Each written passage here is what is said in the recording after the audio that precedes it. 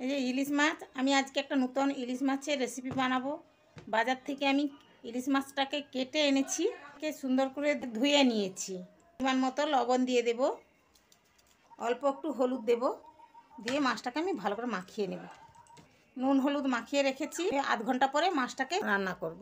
ইলিশ মাছের জন্য আমি সর্ষে আর এই কয়েকটা শুকনো লঙ্কা, পেঁয়াজ, আমি এই তিনটে একসঙ্গে বেটে নেব। বাটার সময় সরষেতে একটু লবণ দিয়ে দেবো, যাতে না তেতো হয়ে যায়। এটা ইলিশ মাছে আমি দেওয়ার জন্যই মশলাটা বেটে নেব। কড়াই গরম হয়ে গিয়েছে, আমি সরষের তেল দিয়ে দিচ্ছি। কড়াইতে তেল গরম হয়ে গিয়েছে, আমি এই ইলিশ মাছগুলো ভেজে নেব।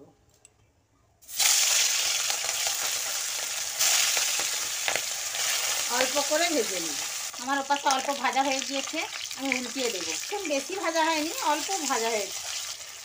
মশলাটা আমার বাটা হয়ে গিয়েছে, অল্প ভাজা হয়ে গেছে। 2 পিস আমি নামিয়ে নেব। আমি মাছটা কম করে ভেজেছি, নামিয়ে নেব। ওই তেলের মধ্যে আমি কেটে রাখা টমেটোগুলো দিয়ে দেব, লবণ দেব, হলুদ দেব।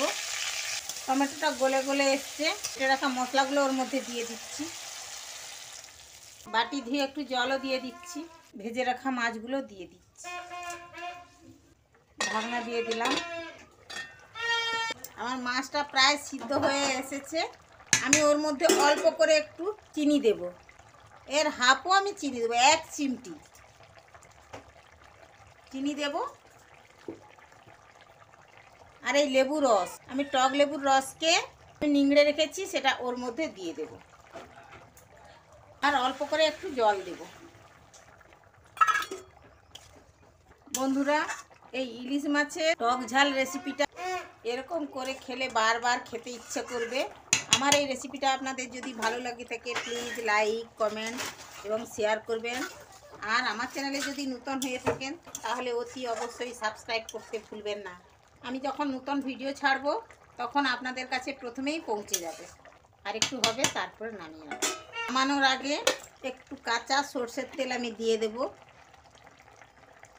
আমি সলনি সরষের তেল দিলাম। দেখুন বন্ধুরা, কালারটাও কত সুন্দর হয়েছে। রেসিপিটা দেখতে কত সুন্দর হয়েছে দেখুন।